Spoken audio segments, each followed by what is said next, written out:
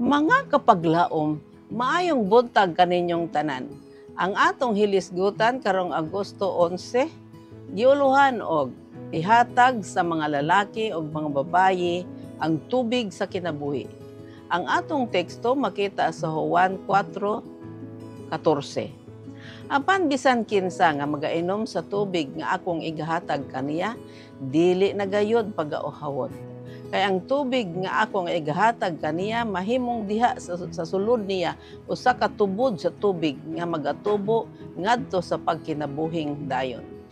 Kapaglaom, si Jesus sa dihang sa iyang pagkigsulti uban sa babaeng Samaritanhon, imbis nga dili makig-uyon kalabot sa atabay ni Jacob, siya may presentar og usa ka mas arang-arang nga butang.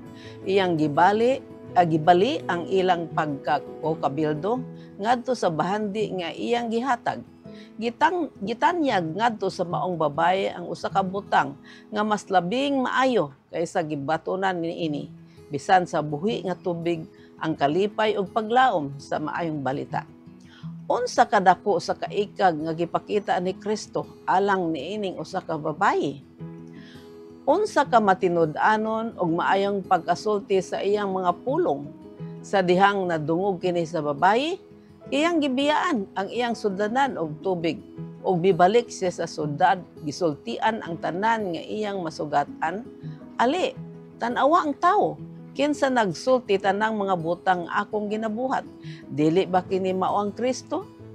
Atong mabasa nga daghan sa mga Samaritano ni adtong maong syudad ang mituo kaniya.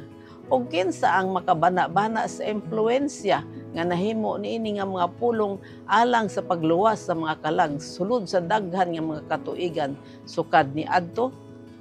Si Jesus personal nga nakig-uban ug nakigsulti kanila. Wala siya may barog nga nagpalain o nagpalayo gikan ni adtong nagkinahanglan sa iyang tabang. Misulod siya sa mga balay sa mga tao. Mihumpay sa naguol, miayo sa masakiton, mipukaw sa wala nagkabana o nagalakaw nga nagabuhat og maayo. O kung kita mosunod sa mga lakang ni Jesus, angay nato nga pagabuhaton ang iyang gibuhat. Angay nato ihatag ngadto sa atong isig katawo ang sama nga matang sa tabang nga iyang gibuhat.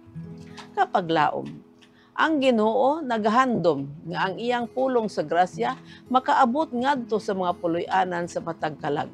Kini nga buluhaton matuman pinaagi sa kinaugalingon nga paghago. Mao kini ang paagi ni Kristo. Sagad sa iyang trabaho, nagalakip sa kinaugalingon nga mga pagpangutana. Aduna siya kinasingkasing nga pagbati alang sa pagpaminaw sa usa ka kalag. Pinaagi ni anang usa ka kalag, sagad ang mensahe nakaabot ngadto sa libuan. Adunay daghan sa mga katawhan nga dili gayud maabot sa maayong balita hangtod nga kini madala ngadto kanila. Magampo kita. Diyos og mahigugmaon namong Aman sa langit, among naamgo nga aduna ikaw handom nga ang imong mapulong sa grasya makaabot ngadto sa matag kalag niining kalibutan. Adunay daghang mga tawo nga dili gayud maabot sa maayong balita, busa tabangi ang imong kaanakan nga maningkamot sa pagdala sa ilang pulong, sa imong pulong ngadto sa kanila sa ngalan ni Hesus. Amen.